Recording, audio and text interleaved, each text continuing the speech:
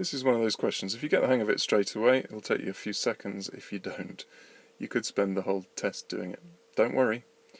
If 3 apples have a mean of 100, then 100 is the result of dividing the total by 3, because the mean is the total weight divided by 3. So if 3 apples have a mean of 100, the total weight has to be 3 times 100, which is 300. So the 3 apples, look at that huge one, the 3 apples weigh 300 grams. Now, 1 apple's removed, we need to find its mass. The mean mass of the remaining 2 apples is 70 grams. Well, if 2 apples have a mean of 70, then the total of those 2 is 70 times 2. 70 times 2 is 140. Okay, so the total weight of 3 apples was 300.